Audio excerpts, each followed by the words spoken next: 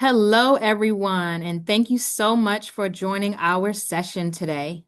Today's session is about leading with intelligence, a CEO's roadmap to AI readiness and co-design. For those who don't know me, I'm Renata Johnson. I'm our Senior Director of Children, Youth, and Family Initiatives here at Lutheran Services in America. And this webinar is a part of our Strength and Service series, which is focused on identifying and seizing opportunities in today's uncertain climate, all with the goal of helping move your organization forward. For many nonprofit CEOs, artificial intelligence is no longer theoretical. It is quickly becoming a leadership reality, one that requires both strategy and ethics underpinning the work. Today's session is designed specifically for executive leaders navigating workforce strain, operational complexity, and governance responsibility in a rapidly evolving landscape. We're grateful to partner with AIEYU, whose work centers human dignity and lived experience in AI implementation. I had the opportunity to work with this organization before, and what struck me about them was the way that they approached the conversation. They did three things that I think are especially important for our field. First, they help people move past the fear and mystique of AI. What they did instead was create space for people to ask questions and explore what technology actually means in practice. Secondly, they grounded the conversation in human services and lived experience. This was not a technology presentation detached from our work.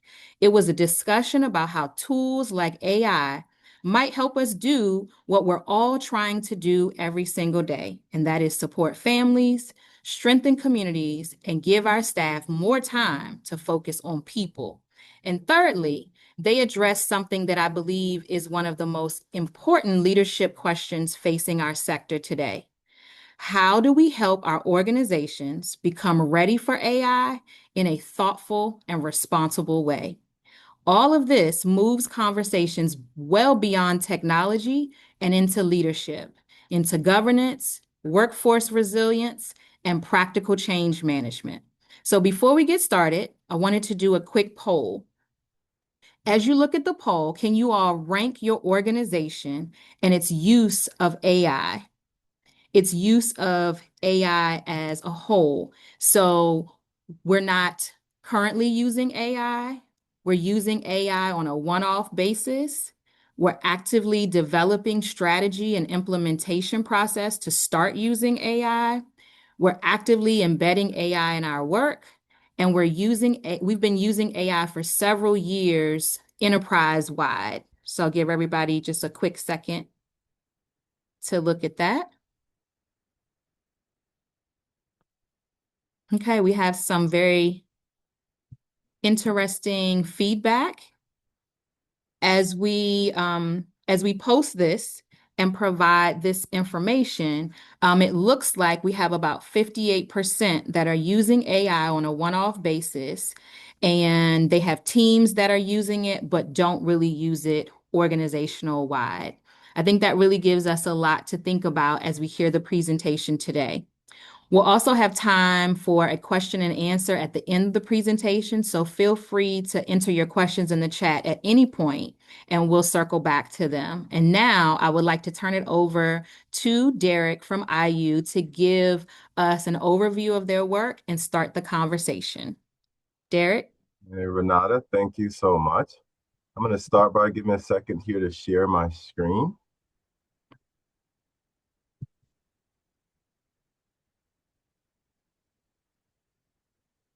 And I want to make sure everyone can see the PowerPoint presentation. All right. So today, I'm Derek Stevens. I'll give a little bit more of my background here in a second, but to Renata's point, we are here to talk about a CEO's roadmap and get people comfortable with experiencing AI and technology and thinking about potential use cases and ways for them to implement that in their organization to impact the workforce and their community. So I'm going to start off by kicking it over to Eric. We're going to do an introduction of who we are. So Eric, I'm going to kick it over to you. Thank you. Thank you. Thank you. My name is Eric Cooper. My role here is what we like to joke, one of the tech guys.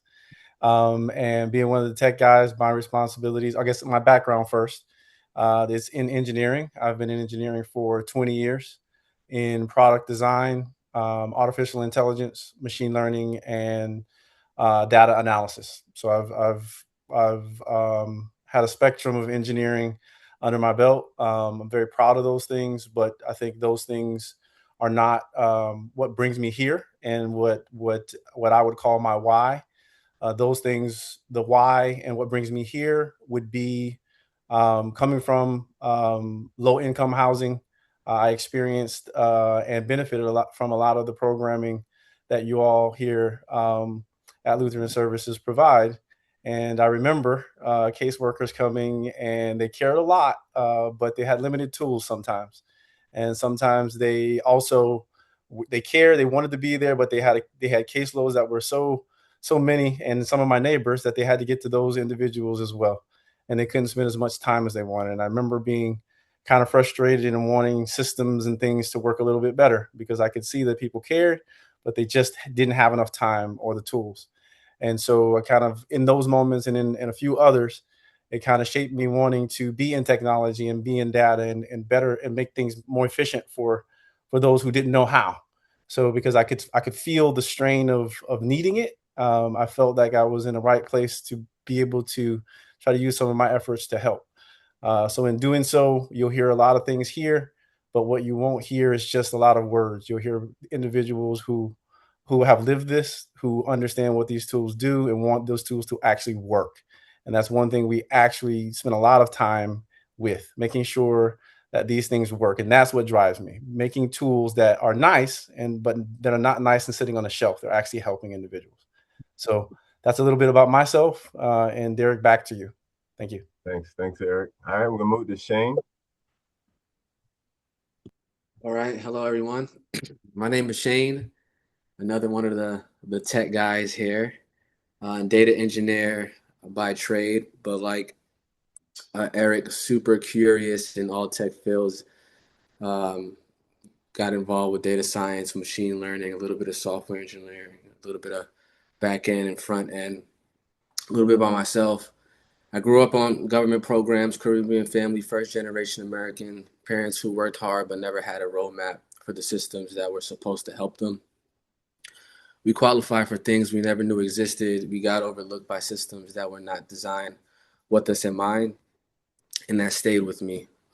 I did college for a little bit after high school, but then I joined the Marine Corps, because I believed in something bigger than myself. And the Corps taught me how to execute under pressure, lead without ego, and never leave people behind. And that framework never left me. After the Marines, I went to Vanguard, one of the largest financial institutions in the world, and learned how technology was used to scale. That was my first real look at what technology could do when it was pointed in the right direction. And then from Vanguard, I wanted to be more involved with the government again. So I went government contracting for special operations commands, and I'm currently building data pipelines and AI systems for mission critical operations, while finishing my MBA and my master's in artificial intelligence over at Penn State. So I was running the classroom and the field in parallel on purpose. And what I learned in both environments was the same thing: intelligence changes outcomes. The difference between a good decision and a catastrophic one is often just the quality of information available. And and I took that to my community. I started doing some side work in real estate, got into tech, helping families facing foreclosure, people losing their homes with no one translating the system for them. Started building some cool pipelines to help those in need. And that experience in itself cracked something open, because the problem was not just real estate, it was everywhere: housing, employment, health, benefits. Just people, everyday people drowning in systems with no one building tools to help them. So the Marine Corps taught me execution, Vanguard taught me scale, and defense taught me intelligence. And my entrepreneurial endeavors taught me that communities need ownership, not just access. And just throughout my entire journey, my own life taught me that the people who need the most sophisticated tools are the ones who have always had access to the least. And we're left out of the conversation, not because of mainly because we lack the skills and the wherewithal to jump in the field and build things and ask the right questions to make a change, to change the organization for the better. So that's why I'm here, and I'm loving being a part of AIEYU. Thanks, Shane. Thanks, Back to you, Shane. Derek. So a lot of great things that we'll cover and touch on. But I want to kick it over to Stephanie. So my name is Stephanie Ruiz. I'm not one of the tech guys. So I'm actually one of the co-founders as well, but what we say kind of like the subject matter experts, the lived experience. So I have roughly 20 years experience in social services, human services background. I did case management. I have done preventive services. I have roughly 17 years of experience when it comes to investigations. So investigations, supervision, training manager, statewide consultant, statewide implementation in Florida. So all of my background is literally making sure that we are assisting not only the children and making sure children are safe, but also assisting families and making sure that they have the tools that they need. But as you guys know, on this end, we hope that we receive the tools that we need in order to help families. And that's what I've noticed, that we kind of get boggled by a lot of the things that we want to help out the field, but we're usually left behind when it comes to technology, when it comes to having things first. In any sort of field, teachers, hospitals, case management, investigations, human services as a whole, we're always left behind when there's technology. And that's why we're here. We're here as a team that truly embodies co-design.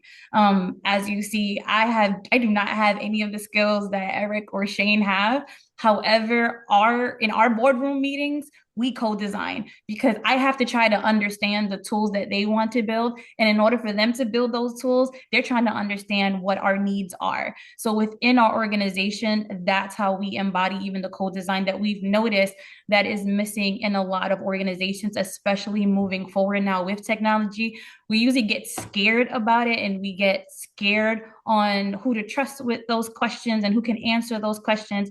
But our main goal is trying to make sure that our employees feel comfortable using any type of technology and that we're assisting them and also assisting our families. And that's why I truly just love the team that we came together, because we come together with that mindset that, hey, let's work together. You guys might know how to create the tools. We understand and live this job. We understand and live what the families are living through. Let's try to make sure that employees and organizations truly feel that they're utilizing these tools not to replace employees. And that's where a lot of people get scared and they fear. It's using AI, using technology, they fear it because they're not sure of the unknown. We want to ensure that we're co-designing with everyone, so you could kind of just let that guard down, understand how to utilize technology and use it to your benefit to grow. And that's kind of just a little bit about myself. To you, Derek. Thanks, Stephanie. It's funny. I guess I live in the middle. All right. So I'm Derek Stevens. I have about 25 years of experience in health and human services. I'm a clinical social worker by trade, and I started my career working with disabled youth and adults. Moved from there to the hospital system. Moved from there to sales and digital health, I would say, telemedicine. And then I spent years working with the state of Florida, Florida State University, as a researcher and a faculty in the College of Medicine and College of Social Work. My drive comes from my experience, and this is what brings us all together. So outside of my professional experience, I currently work now in a tech company, building SaaS systems for federal and state government.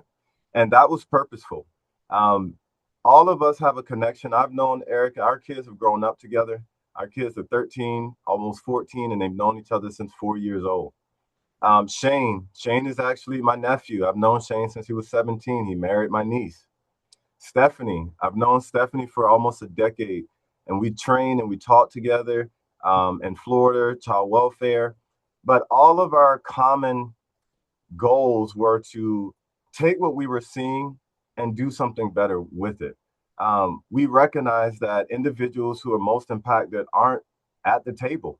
And that's what pushed me. I became very frustrated with trying to move the needle in child welfare in the traditional status quo way. And then I started to understand technology and learn about AI, and I had been about it for a long time. So over the last 4 to 5 years, I made an intentional effort to reskill myself in technology, get really deep with it so we can understand how we can have ownership on creating tools. And that's where this team came together. We organically came together. We saw a problem. We didn't have any contracts or anything. We just decided to each night when we get off work to start talking and building. And it ended up growing into something that we're very proud of that goes beyond technology. And so what we want to, a call to action for you, right, is how do you use your platform, your position, your power, your proximity to improve the lives of others? Because that's all we're doing. We have this platform, we're using it.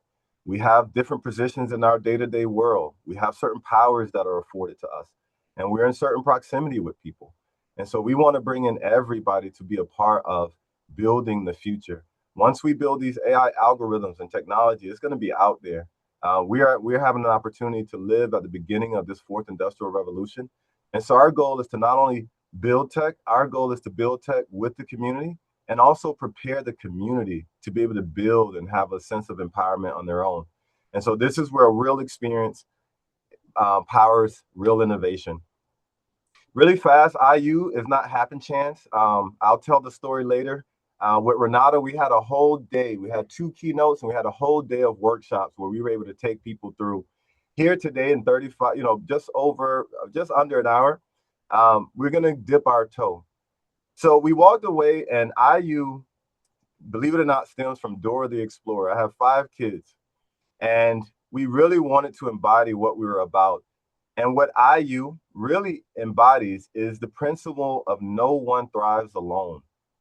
The lasting impact is from reciprocity, shared responsibility, deep community belonging. And I think that really embodies who we are. We do not do anything without the community. Everything we do is informed not only by our lived experience, but by the living experiences of the people that we're working with. That could be impacted individuals in the community, that could be impacted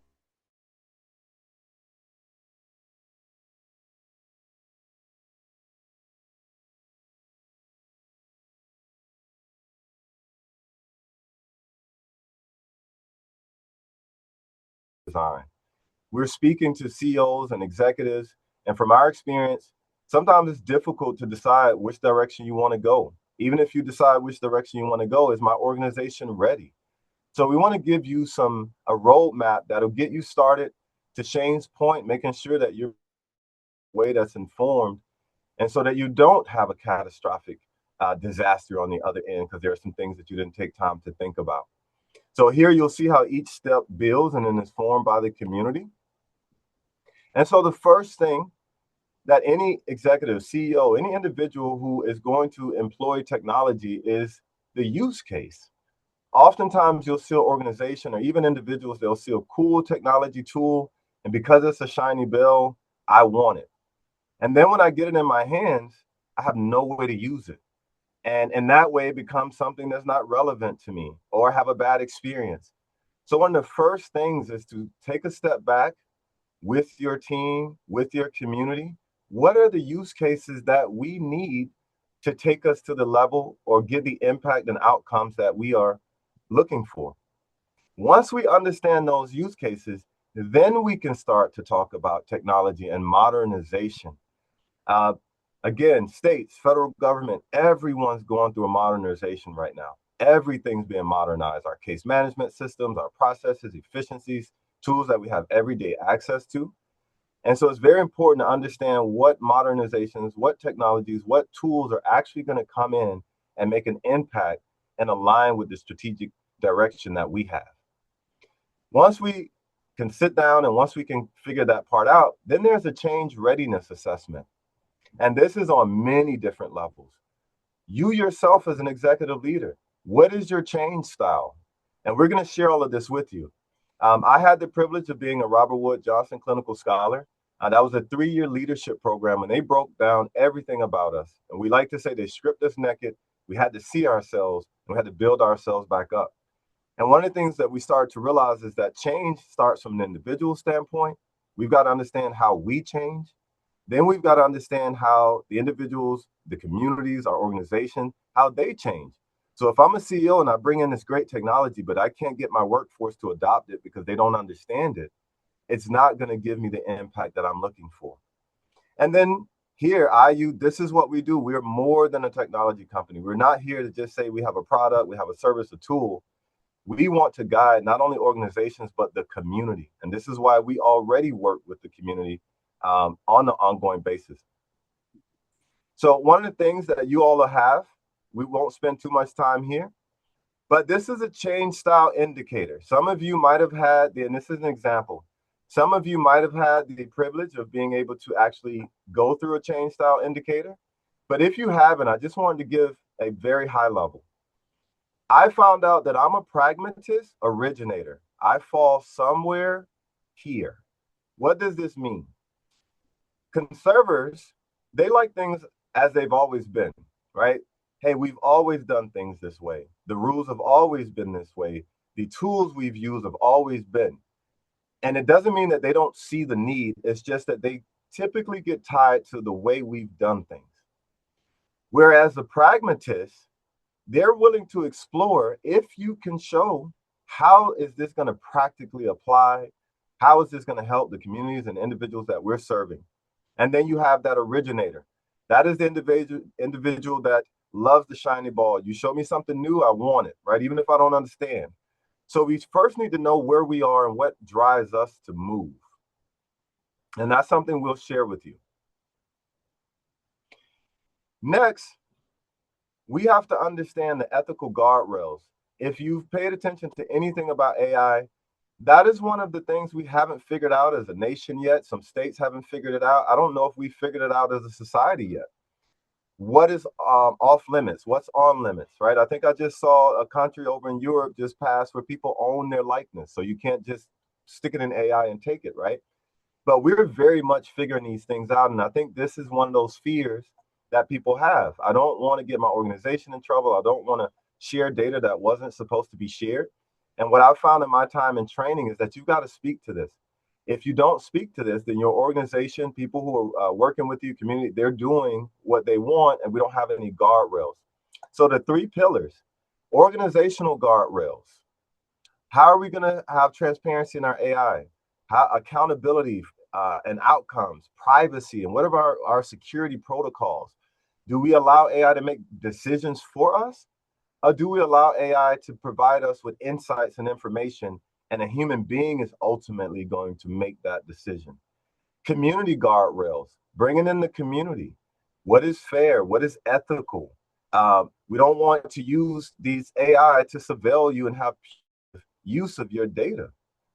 Is lived experience or individuals of the community a part of this that are impacted? Are they helping to set these governance? And then regulatory compliance. All of us are at some point going to have to comply with state regulations, federal regulations, as they start to figure out and fine tune what that looks like in the world of AI and some of this new technology. Step 3. So now we've talked about our guardrails. We've talked about our use case. Co-design principles for the last couple of years and lived experience has been a buzzword, to be quite honest. I've been a part of a lot of initiatives to pull individuals with lived experience in. And some people get it right and some don't. I think the majority right now is pulling someone with lived experience, pulling someone from the community, kind of giving them a title, putting them on the board or putting them at a table with other individuals, and we're calling that co-design. That's not co-design. Co-design are these principles that we embody: proximate leadership. Those that are closest to the problem hold decision making. I'm in the community every day. I'm dealing with this, right? So working alongside you, CEO, leader, board, executive, I should have just as much decision-making power to ensure that what we roll out in our community is going to be beneficial to everyone. Being strength-based, right? There's a lot of designs. Me and Stephanie, we rolled out VR, and we'll show you a little bit of that in the state of Florida. And sometimes technology, especially virtual reality scenarios, are built based on deficits versus the strengths of people. So people understand how to look for the strengths and not go into a situation deficit based. And that's a core principle of clinical social work. Community authority. Community owns the knowledge that they generate. We don't go into the community, take, and then we run off. Field informed intelligence, making sure those who are working in the community, those workers, frontline, that they too are a part of this. And this is where I go back to lived experience doesn't need to be separated. We all embody lived experience in some way or another. It just shows up differently. Culture integrity. Are we mindful of the culture, geographic, all the things that we need to consider when we're looking at technology? I remember in healthcare, if you put on an oxygen oxygenator, I'm going to call it oximetry. I can't remember the name. But depending on if you're a minority, African American, it may not read the same, right? So these are things that we need to consider with AI and other technologies. Ethical transparency. How transparent are we? Are people having ownership of their data? How are we utilizing that data, migrating that data? Operationalizing that. So it's one thing to say co-design, and this is where we specialize. Anything we built is built in a co-design method. Many organizations will go out, they'll procure a tool, and they themselves don't understand how to co-design with that vendor. That costs time, that costs money. I see it every day on my day-to-day job. We spend a lot of time preparing people to be involved in the co-design process. So not only you understanding, but your community understanding what co-design is. Compensating the individuals that you bring in. When we work with individuals, we're going to compensate. We're not going to just bring those individuals to the table. Thank you for your time. We're going to compensate them like anybody else, right? And we have a minimum. We understand if we're going to talk about a working wage and helping you to find a pathway to prosperity, then we can't pay you $5 and preach that same principle.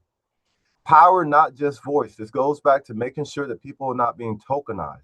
They're not just there for show or a good headline. They're actually there and they have some power. Proximity. Proximity informs priority. A lot of people ask me, I grew up in foster care my entire life. But what I tell people is I left the foster care system in 2000. That was 26 years ago. So while I can say a lot, I am not in close proximity of growing up in the foster care system now in the age of social media. So we have to have individuals who are actually living it in proximity of what we're creating. And then feedback must be binding. We cannot take feedback. We cannot take people's thoughts. We're very transparent. Not everything is going to make it into a tool, but we have to show the community and individuals who have co-designed like yourselves, where your voice, where your feedback is actually showing up in that tool. So we're going to take a little bit here, and I'm going to give you guys a very high level walkthrough of some of the tools and to get you thinking about use cases, what's out there. So I know some of you may have under your organizations child welfare. If you're not familiar, the Fostering the Future of Americans, Children, and Families Executive Order was issued November the 13th. At a very high level, it set two main categories: modernize child welfare and launching the Foster Future Initiative. And so that is about May 12th, right? So we often find where individuals might not even known that this exists, this came out. So we want to make sure we align our development and tools with policy. So YouNavigate is our solution. And this is something we were building prior to this because we saw the need in working in the community. So this is the executive order. And this is additional information if you were not aware of this order to modernize recruiting, access for youth. And YouNavigate, or Pathway Navigator, this is where we provide adaptive guidance, enable youth, financial literacy, connect to coaches, all of the above. All right, so I'm going to take you all through a very quick walkthrough. So when you land on AI Navigator, and this was built because I work with a lot of youth all the time. I've known youth for a good bit of their lives. And I'll get phone calls. I just got a phone call the day before yesterday that one of my young ladies got evicted. And this is something we were talking about a month ago. and she got evicted. She was living in a car. And what I realized is I myself couldn't keep up with all the phone calls. Not only that, people need to be empowered in the moment. And so we built AI Pathway Navigator. And this is a little bit of how it works. So that individual is experiencing what they're experiencing, or there is a worker or professional that is working on that individual's behalf. So here's where we begin. What areas would you like help the most, right? And I'm going to say housing, because that young lady, that is what is top of her mind. We know that housing is just the surface level. The core is employment, education, and this is where we struggle sometimes. So I'm a 25-year-old female, and I recently got convicted. And one of these things I want to do, this is all purposeful, right? We want to make sure people are not deterred by spelling, or I've got to have the correct spelling all the time, or grammar, right? So evicted, and living in my car. I need housing and food. This could be much longer, much shorter. So now we start to take these questions, and this is where we're collecting this information and giving feedback as if this was the coach or the trusted individual.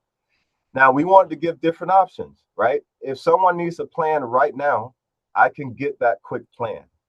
However, and you'll see where this makes sense, we want to get more information because this is where the predictive analytics come. If you're dealing with this situation, it's likely that you're going to deal with another situation in the next week, 2 weeks, 1 month, 2 months. So we want to collect this information. So I'm 25 to 30. How do you identify? Female.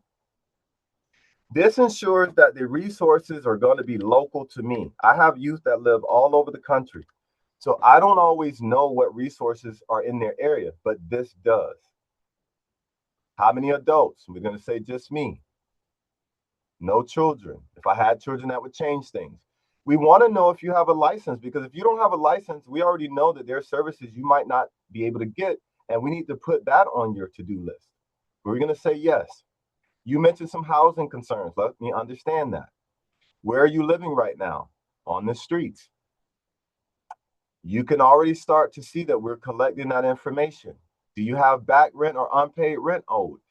This starts to tell us that, let's say under $500, there may be a program that we know exists that's automatically going to connect you to that because we understand that. Are you a lease holder or current housing? No. Okay. Now, for the sake of time, I'm going to run through this a little bit faster because I think you guys get the point. So I'm going to start answering more randomly here, just so we can get to the plan. Along the way, it's going to continue to give me, right? You're living in your car. Are you physically safe? I'm going to say yes.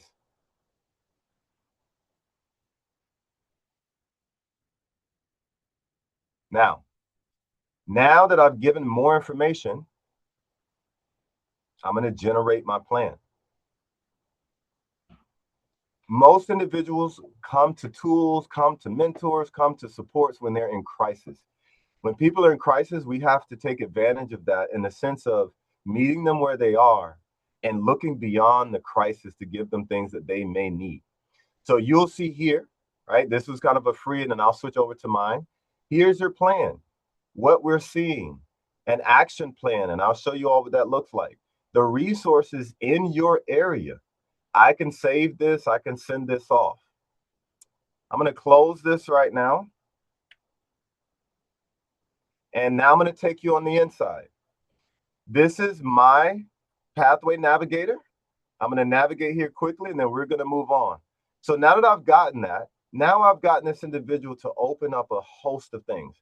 Check-ins, checking in on daily mood. We're grabbing that information. We're alerting you if you've been stressed for 3 or 4 days. Here's some resources you may need. Here's a class that's happening. Lexi, many individuals don't have their documents, birth certificates, all types of things. Not only can I upload this to house it so I have it anywhere I go, I can ask Lexi questions. Hey, break this down in a 4th grade level for me. I can start a new assessment if something new happens in my life. I have a social media feed because a lot of times that's what brings people in. We have to compete with the other tools that are out there. I have Lexi that I can start a conversation with and speak to. And then I have, this is our next layer. We want to move and are moving to agentic AI. So now that I'm a youth, I want to fill out a FAFSA. It has information. It can start and do those things for me. And you'll see here, this is the last thing. Even in our profile setting, we thought about reporting. National transitioning youth data. It's very hard to get once youth age out. So what do? In the profile, we're collecting all that information. And as the individuals are using the portal, all of that's being updated. So when it comes time to reporting, this individual can choose to share with their agency, or there may be an agreement to already share. So that information is captured.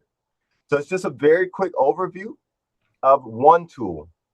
Derek, yes. Just really quick, because I saw Kim ask if we're using similar products or similar AI software that works with prompts to guide clients. And I was just going to mention a little bit, of course, you can chime in or yes. So yes, we are. I know Derek is kind of going through one of the products fairly quickly, but you can see just on doing the assessment alone is kind of trying to help you with certain prompts so that you don't have to really think outside the box. You can write at the beginning, you can write what your presenting issue is, or it starts giving you prompts so it could kind of help you along the route as to what your action plan. And even though he went pretty quickly, but the actual action plan shows almost every single thing in kind of like an order, so it can help prompt you moving forward. It tells you if this is kind of an immediate need, such as she's homeless. So right away, you want to look at homeless shelters maybe in your area. That's why the zip code is really well. So this is not just kind of like a Google search of services. This is truly a structured, organized resource that anywhere across the US where they are at, it'll give them things in their specific order. And then it kind of moves things along as they work through it. It'll kind of prompt them as to, hey, this is something maybe you should still work on.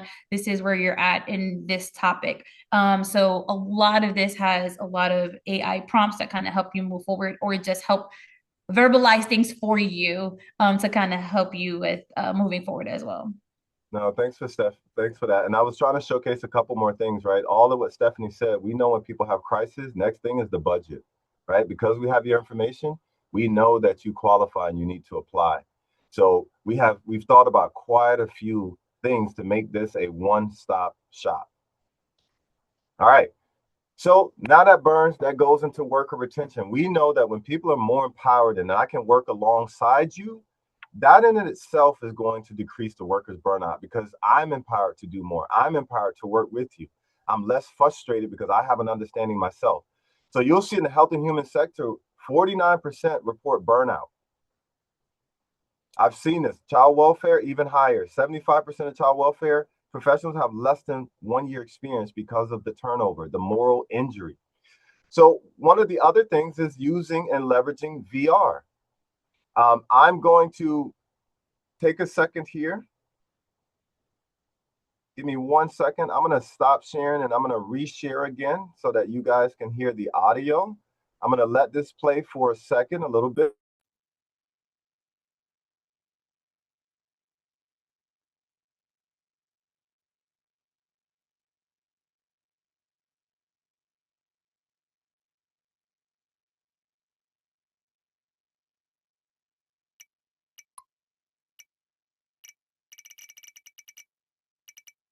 Okay, so can you get some iron medication written up for him right now? So if you could get that done. Sebastian, we've got a situation with Jake. He's very agitated. He's not accepting any oral. So we've got Becky on number 1 and Emma and Ash on the arms. If you could be on the legs and if you could please go and get his room ready first. Thank you.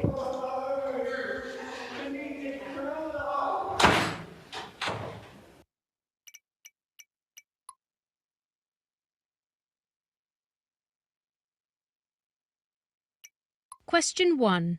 IM haloperidol is one of the recommended options for rapid tranquilization. True or false? Intramuscular IM haloperidol is not recommended for rapid tranquilization in neuroleptic naive patients. The BACP question 2. IM olanzapine and IM lorazepam together is one. Olanzapine IM should not be given within 1 hour of a dose of IM benzodiazepine due to the risk of respiratory depression. In terms of thinking about medication choices that people are offered in a state of distress, and the normal drugs that people generally would have is either a choice of a promethazine or a lorazepam, and because those are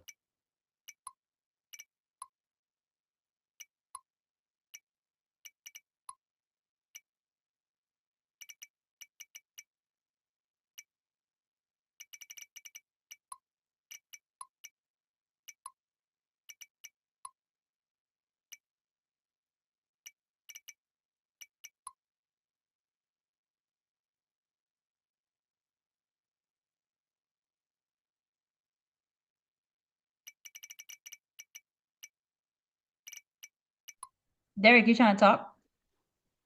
Nope, you're on mute.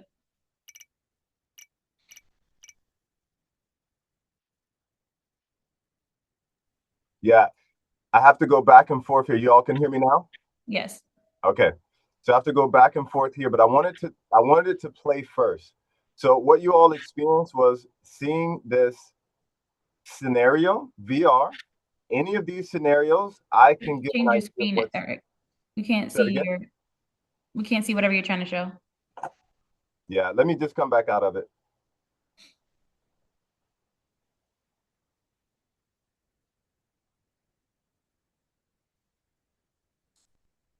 All right. Can you all hear me okay? Mhm. Okay. It gives a little issue trying to talk over it, but I can explain what you all saw, right? This is VR. This is where me and Stephanie kind of met and got started a time before that, but we ended up rolling out VR across Florida to child welfare professionals, which is still very much in use. Why? Because individuals were learning on the job. We were doing 12 weeks of courses, classes. We're looking at PowerPoints, but we're not actually getting an opportunity to practice these skills in an environment, a simulation environment. So we saw a lot of burnout. We saw a lot of moral injury because people were practicing these skills in real time, which can be very demoralizing. So thinking about how can you leverage virtual reality, augmented reality to enhance workers' training, confidence. This all leads to me being a more informed and confident worker, being able to engage. So what I was showing here is thinking about how you can leverage virtual reality. IU, we have what's called U Realm. We build virtual reality, AI, but the use case needs to make sense for you. What we saw is many companies have an off the shelf, which we are too working to have off the shelf VR scenarios. But we noticed when we were rolling out in Florida, that didn't always cut the mustard. There were nuances for Florida or for certain departments or for certain sectors that we needed to be able to hit to make it a really intuitive and a really engaging. This also generally is not built with the community. And so we want our things to be built with the community, by the community, whether they're being actors or co-designing alongside us. And really quick, Derek, just to add, yes, when it comes to VR, even VR is growing and changing. And that's one of the things that we mentioned with technology, where of course you'll see something with actors, but now it's growing into more, even the avatars, because they have more customization. We also have what we call Lexi, but we have like different AI coaches where you can co-team that with a training, and you can have now just a coach that is helping you through whatever type of scenario. So if let's say you want help with facilitation skills, you can easily have a coach that's also outside of the scenario that can kind of help you with facilitation skills. So it can double down on just you chatting with an AI coach that you guys built the framework around it on what the purpose is. So AI and VR is definitely taking things that were just kind of scenario based and definitely growing the more you're able to integrate it. Yeah, let me add two more things too. One of the things we did different, we made sure that our VR is accessible through the phone, tablet, desktop computer, and headset, because we realize that headsets are expensive. It's a lot of logistics. While it's a great experience, You can't always have that happen. If I was on a bus and I was an employee and I was going to work, on my phone, I can actually train and imagine what's going on. So that was one of the things that we definitely wanted to do, is make sure that people could access this no matter where they were.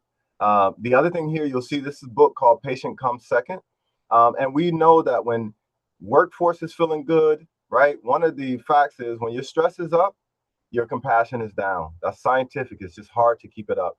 So allowing people to be able to do this on the go, anywhere, and learn is another thing that we learned in our experience. All right, especially for this room, I think most organizations, most people, most communities in this data era, if we're doing these things, we want some feedback on how it impacted isn't is. And so we have our Insight. This is where we have our reporting, predictive analytics, and we have some foundational core principles, right? Enterprise co-creation. When we think about an organization like Lutheran Services that has many of you in different areas, how can you leverage the collaborative partnership in your trends, your reporting, rolling out tools? Data sovereignty. Who owns the data? There's data that you own, but as a community layperson, there's data that I should own as well. You shouldn't have my birth certificate floating around and I'm still running around town for 30 days trying to get it, but it's in some system somewhere, right? I should also have access to that. That strategic adaptability, now that I have the insight, predictive analytics. And so here, and you all will get access to this. And this is something we want to put together to give you an idea, right? So we have the different sectors that some of you may cover, right? And we wanted to go beyond just the traditional analytics that we see. So I think most of you are familiar. There's a lot of different platforms to bring analytics to life. You can bring anything to life, heat maps, things of that nature. However, we want to make sure that we're thinking about you all. What are you participating in? What is your workforce participating in? And then to bring some of that predictive analytics. So let's go back to child welfare, right? Placement risk. We know that we're having risk with placement, and there are 12 children that are affected. This is going and looking at that data. And instead of me having to dig through all these files, this is bubbling this up for me.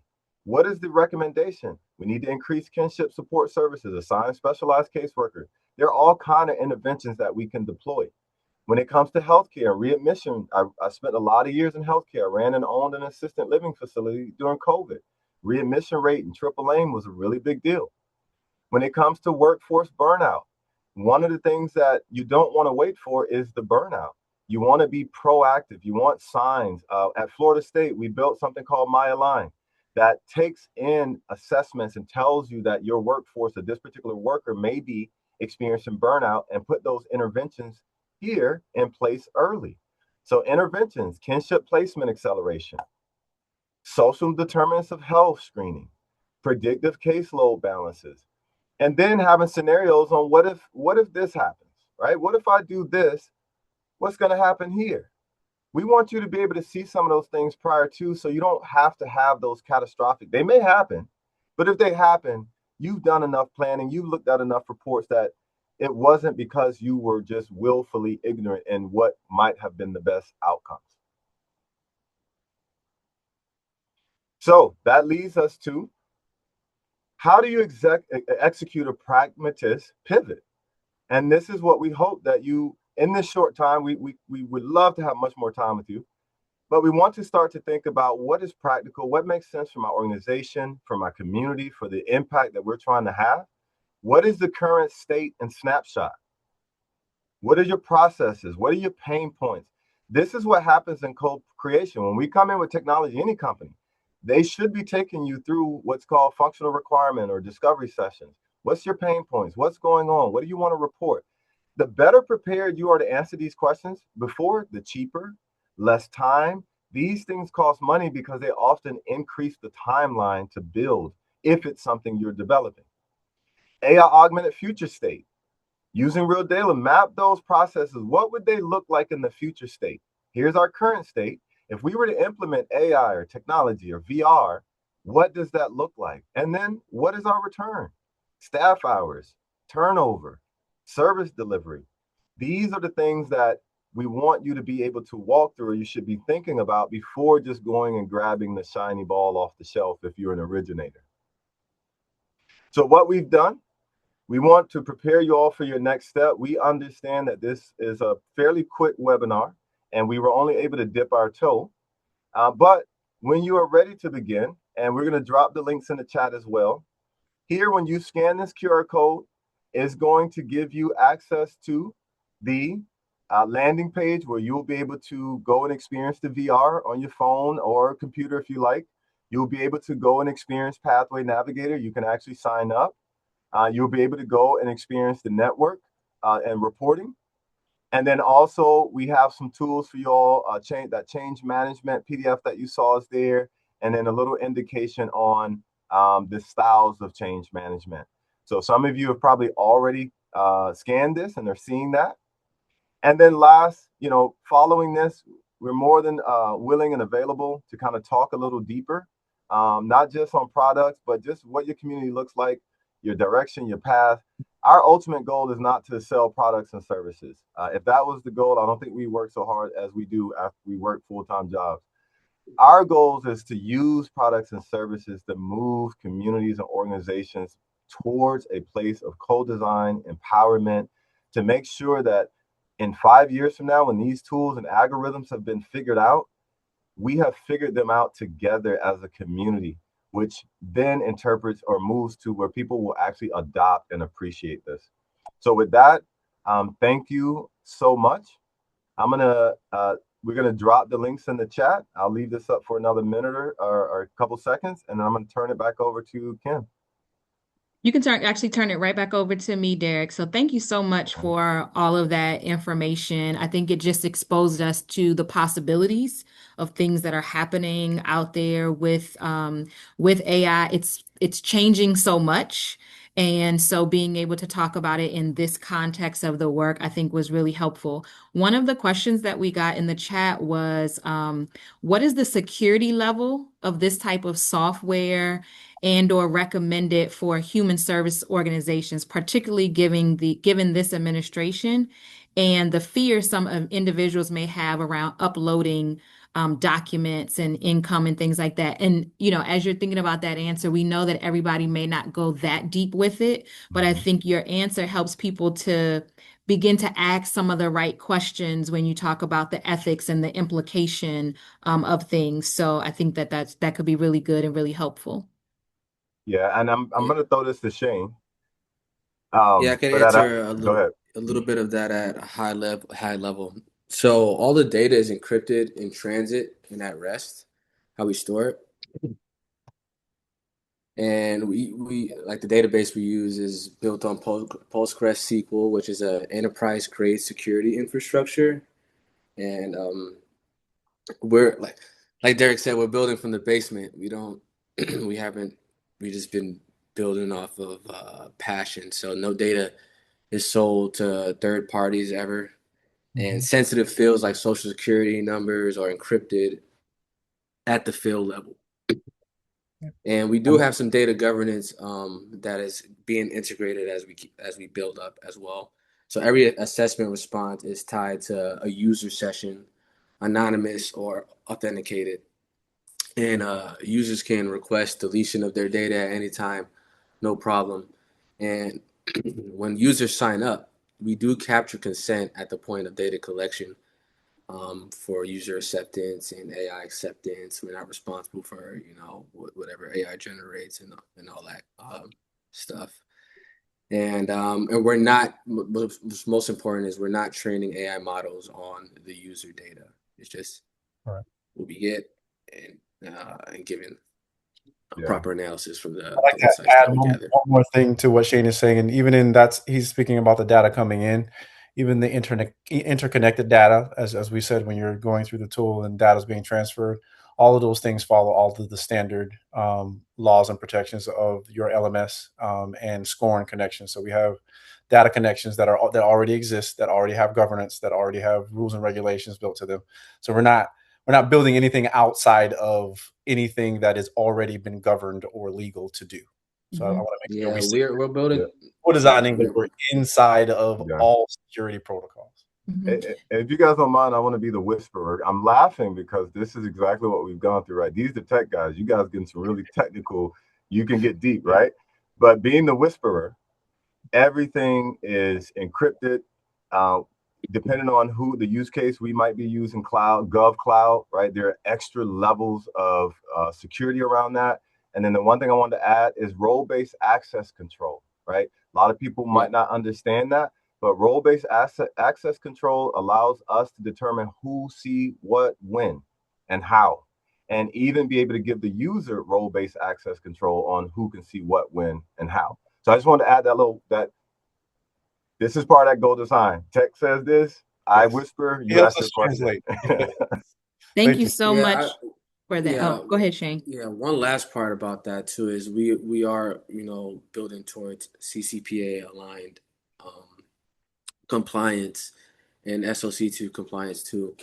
If that rings a bell, but don't want to get into the nitty-gritties of that. But yeah. It does not ring a bell, Shane, but that is quite all right, because I think that speaks to the team that we should have when we have our tech people, when we have our people on the ground. And I think so much of what I got from what you said is just being able to talk about and make sure that if we're engaging with a company, they are already following the governance that's already there. I heard you talk about like continuous consent, like consent in the beginning, consent later on, consent as you go through. I think those are all great things for everyone to think about as they're engaging with an organization, and what are some must-haves that you want to ensure are there with your organization if you're doing something like this, to make sure that you're in line with the administration. So we did have a few more questions. I know we are just about at our time, and so what we probably can do is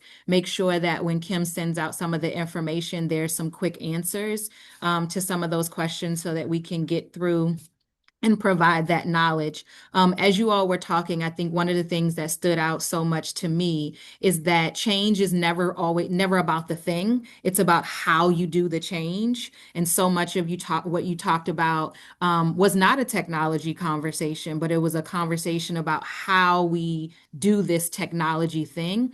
And I think that for those on the call who that might have been new to and a new way of thinking, awesome. For those that may have been like, that's how we're thinking about it, I think it's another step in figuring out how do you talk to your staff about it so that they get it that way and they see it as not being a technology conversation, and a conversation that helps them do what it is that they want to do, which is support families and mobilize communities. Another thing is just understanding who should be on these teams when we're talking about and thinking about technology and moving them across our organizations. When we're looking at businesses, when we're looking at organizations, how do we make sure that they have someone with lived experience that is either on their team or within their team? I heard with you all, you have so much wealth of knowledge when it comes to lived experience, in addition to the tech pieces. And I think that is something great for us to note. So again, we thank you all so very much for just allowing us to dip our toe in this.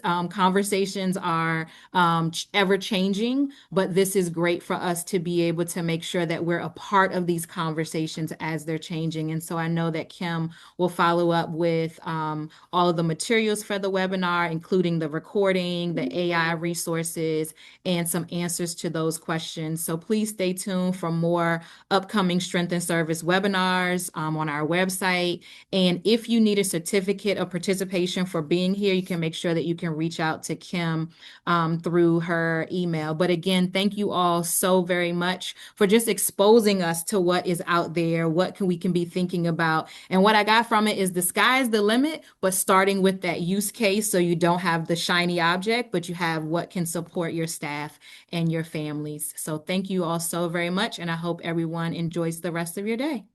Thank you, everyone. Thank you all. Thank you all. Thank you.